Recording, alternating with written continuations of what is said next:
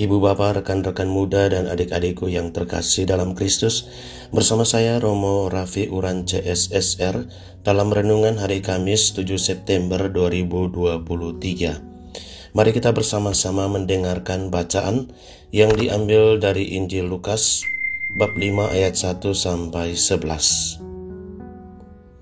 Tuhan bersamamu dan bersama rohmu. Inilah Injil suci menurut Lukas.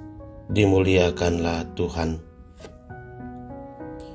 Pada suatu ketika, Yesus berdiri di pantai Danau Genesaret. Orang banyak mengerumuni dia, hendak mendengarkan sabda Allah. Yesus melihat dua perahu di tepi pantai. Nelayan-nelayannya telah turun dan sedang membasuh jalannya.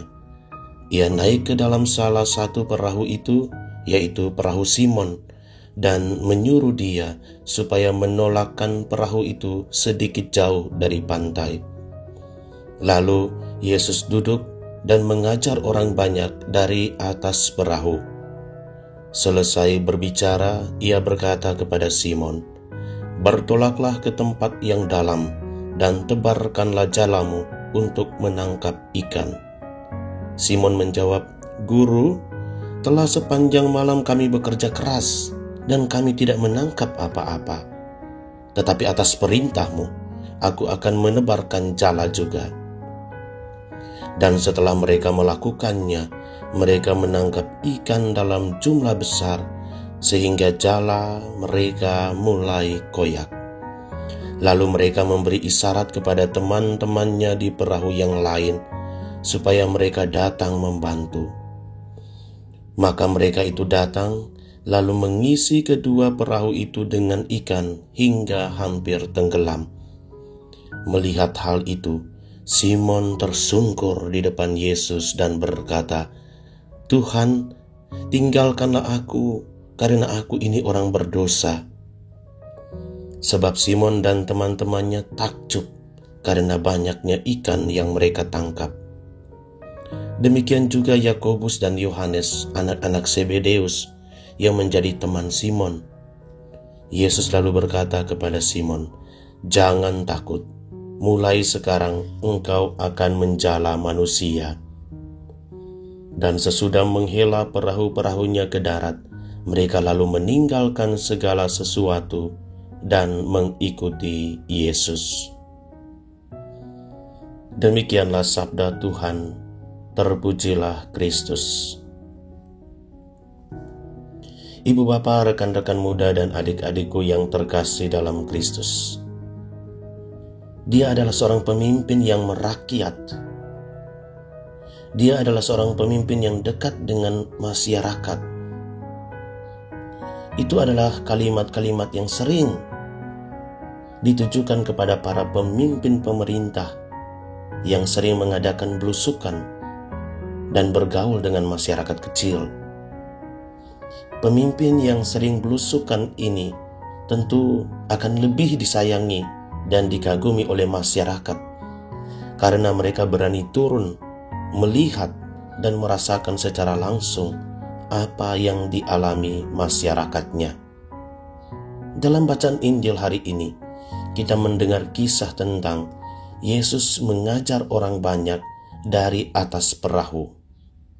Bukan hanya ini, dalam banyak kisah tentang pewartaan, Yesus sering mewartakan Injil di tempat-tempat yang terbuka dan langsung berhadapan dengan masyarakat umum. Karena bagi Yesus, pewartaan yang real adalah langsung di tengah-tengah masyarakat. Ia tidak hanya menggunakan mimbar, melainkan apa saja bisa digunakan untuk mengajar. Dan pengajarannya penuh wibawa, sehingga mampu didengar dan diikuti oleh banyak orang. Memang perlu kita sadari bahwa setiap pengajaran baik belum tentu diterima oleh semua orang. Melalui bacaan Injil hari ini, Yesus mau mengajarkan kepada kita bahwa setiap saat dan di mana saja kita bisa mengajarkan kebaikan lewat kata dan tindakan. Sebagai orang tua, kita bisa mengajarkan kebaikan kepada anak-anak di rumah, di dalam mobil, di ruang makan, di tempat rekreasi, di jalan, dan di mana saja. Kita bisa menggunakan tempat-tempat itu untuk menunjukkan, mengajarkan hal-hal yang baik kepada anak-anak kita. Sebagai anak, kita juga bisa mengajarkan kebaikan kepada sesama di sekolah, di kampus, di tempat kerja, di tempat bermain, dan lain sebagainya.